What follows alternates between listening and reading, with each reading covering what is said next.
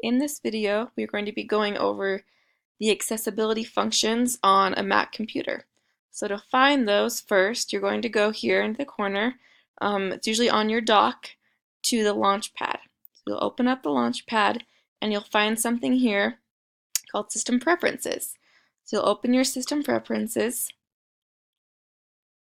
and you'll come down to the one that has the accessibility. So once we open this up, it's going to give us a lot of different options as to how to make our computer and the keyboard and the screen more accessible for those who need a little bit extra help. So it starts with the display. So this is basically what you're seeing on your computer screen. So the first thing it has is all these different options for the color of the screen, or how you are seeing it. So first we have invert colors. As you can see, that changes the different colors on the screen if people have a hard time seeing certain colors. You can also go to a grayscale if the colors hurt your eyes, or differentiate without color. We also have increased contrast, which, as you can see, it just changes to make the boxes a little bit more outlined and more contrast between the different parts of your screen. And finally, we have reduced transparency. So what that does, if you look up here and also at the bottom of the dock, it just makes it so they aren't transparent, but they are their own individual color. So the display contrast, as I move this, as you can see, just changes the color on the screen. And the cursor size, if you watch my cursor, it grows it larger or smaller. That way, if you have a hard time seeing it, it's easier to see it as it gets larger. And the shake mouse pointer to locate. If you look at my mouse right now as I shake it, it will get larger once I shake it more. And so if that's on, that will happen. If not, nothing happens when I move it. So it's just increasing the size, as you can see there. Once again, that's to find the mouse if you're having a hard time seeing it on your screen. So now let's move on to zoom. So zoom is just being able to increase the size of your screen. So one way to do it is doing Command Option 8, as it says here. So this first button allows you to use keyboard shortcuts to zoom. So I just did this one. So it makes it an easier way for me to see it, and then I can just zoom in on different parts of the screen that I need to be reading. And then one thing that it has here is smooth images, and so that means if I am zooming in and if it's not on, it doesn't make them as clear. So the smoothing of the image will just make it easier to see when you are zoomed in.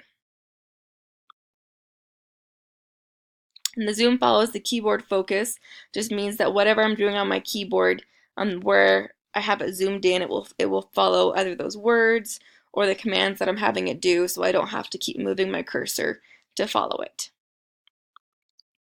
And zoom style, picture-in-picture is what I was doing before, where it just has a certain part of the screen zoomed in, and full screen is that the whole thing is zoomed in. So you can just change the focus here of what section of your screen you want zoomed. Okay, so let's move on to voiceover. So voiceover, I'm not going to be able to show it in this video, but as it says here, it provides spoken and braille description of items on the computer screen and provides control of the computer through the use of the keyboard. So voiceover just means that you're able to hear a description of what you're doing through a voice, or you can talk to it to have it do different tasks for you if you're having a hard time using the keyboard. So let's go on to descriptions now. And this means if you're watching a video, some videos will have like a description that's available to be able to understand what it's about if you're not able to see it very well. So the play audio descriptions when available will mean that if I'm watching something that has an audio with it, it will automatically play it for me. And so that's just a function that I can have on if needed. Okay, and with captions, let's go on to the captions. Subtitles, as we see in a lot of different movies, you can watch on your TV. Same thing here with your computer. So if you are watching something that has available subtitles, you can pick here which one you would like. So if you need a larger text, you can go to a larger subtitle. You can go to the classic subtitle look or the default one. So this will help you choose which one is best for you. And here you can pick like the background color you want of it. So if you'd rather have it blue instead of black, or if you want it semi-transparent or transparent, it will just have the words, and even the text color. So if you'd prefer to have it in black instead of white, we'll change it here. Also your sizing and the font. So there are a lot of different options you have here when you're working with your subtitles to make it more accessible and easy to watch a show or a clip or a movie if you need, if you're not able to actually hear the sound. And so prefer closed captioning here just means that when these are available, the closed captioning for the deaf, which are a little bit different than just a regular subtitle, will be available for those films. And so if you prefer those closed captionings, there's also an available section here. Okay, so let's go on. That was the media section, as you can see here. So we've already done vision and media. Let's go on to hearing, which is all of our audio inputs. And so one thing we have first is if you are not able to hear when your computer makes an alert sound, like if you get a text or an email, one thing you can do is have a test screen flash. So if we check it here, as you can see, so for example, if I got a text, it would flash my screen like this, so I know that there was a notification if I can't hear the sound. And the play stereo audio is mono. That means if you're listening to something, usually you'll have one sound coming out of one speaker and one sound out of the other, and that can be hard for people who have problems with either hearing in their left ear or their right ear. So playing stereo audio as mono will allow it to have the same sound instead of splitting it up into two. So if that's a problem that people have when listening to things, this can solve that problem for them. And all that this will do here is you can adjust the volume of different things you need. So the alert volume, when you have different alerts about like text or emails, and then here it has the different alert sounds, and also the volume. Same thing with input. As you can see, as I speak, it moves here. And so I'm able to adjust if I want the input to be louder or softer. So let's go back. That was our hearing. Let's go on to the interacting. So first is our keyboard. So we have sticky keys.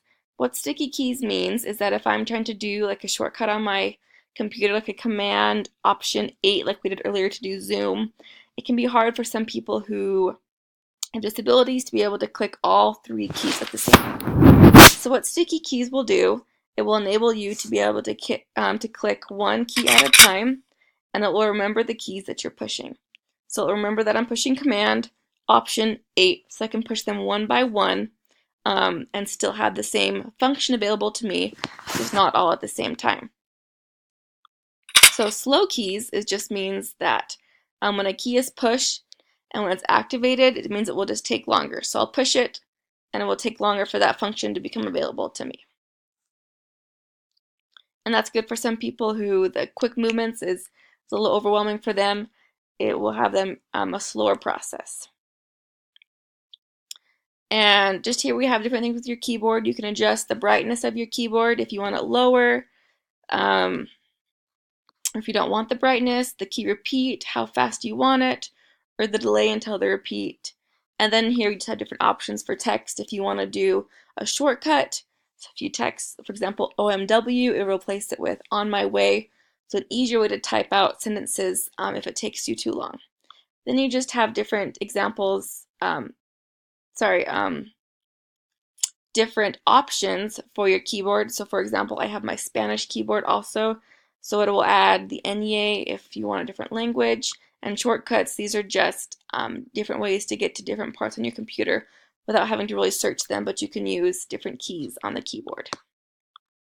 Okay, and with the mouse and trackpad, this is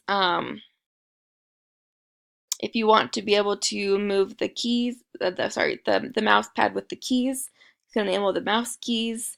Double click speeds, like when you're just double clicking your mouse pad.